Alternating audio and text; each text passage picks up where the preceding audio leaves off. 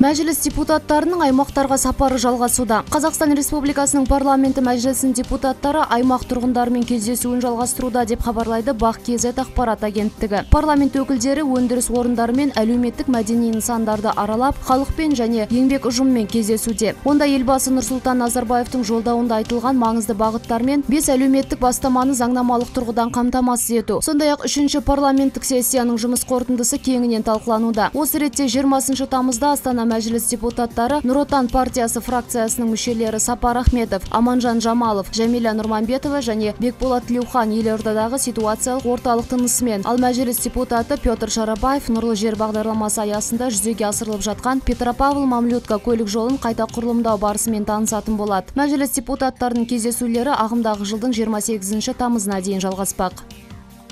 Оралда 7-20-25 аясында жаңа шағын аудан бой көтереді. Қаланың солтүстік шығыс аумағында орналасатын ықшам ауданда келешекте 27 көпқабатты үй салынады деп хабарлайды 24kz. Бүгінде 7 тұрғын үйдің жобалық сметалық құжаты дайын. Барлық инфрақұрылымы тартылған, 2 үйдің іргетасын құю жұмыстары қарқынды жүріп жатыр. Болашақта бұл жерде спорт кешені мен мектеп, балабақша және аурухана сияқты әлеуметтік нысандар да салынады. Облыста тұрғын үйге сұраныс артып келеді. Мәселен, қазір қалада қолжетімді баспанаға 19 мың, ал облыс бойынша 22 мың адам кезекте тұр. Тұрғын үй мәселесін шешуге мемлекет пен жекеменшік әріптестік аясындағы бағдарламада оң ықпал етіп отыр. Соңғы 7 айда аймақта бюджет есебінен 251 мың шаршы метр тұрғын үй бой көтерген. Қазір құрылысы жүріп жатқан 27 көпқабатты үйдегі пәтерлер келешекте 7-20-25 арқылы берілетін болады. Жыл соңына дейін өңірде 3,5 мың тұрғын баспанамен қамтылмақ.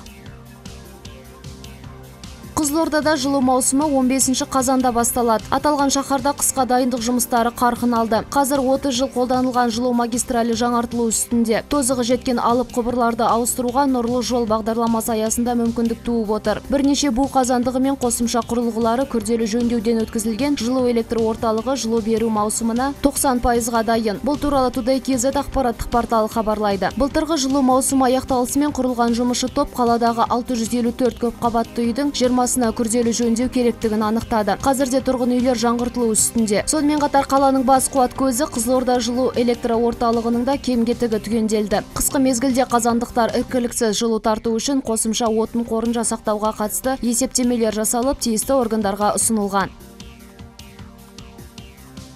Индонезияда 7,2 балдық жер сілкінісі болды. Елдің Ламбок аралығында тағы да жер сілкінді. Қуаты 7,2 балға жеткен зілзала ошағы 300 мың халқы бар Матарам қаласынан 70 шақырымдай жерде тіркелді деп мәлімдейді 24kz. Кеше дәл осы аралда 6,3 балдық дүмпу болған еді. Жергілікті ақпарат құралдарының хабарлауынша соңғы зілзаладан бір адам қаза тапқан және де көптеген ғимарат қирады. Бірақ өзге жапа шеккендер туралы әзірге мәлімет жоқ. Дүмпуден кейін тұрғындар жаппай қауіпсіз жерге көше бастады. Тынық мұхиты орталығының мәлімдеуінше цунами қаупі төніп тұрған жоқ. Еске сала кетейік, тамыздың басында осы аралда қуаты 7 балдық жер сілкінісі болып, 450 адам көз жұмды. Табиғат апатынан $340 миллион көлемінде шығын келді.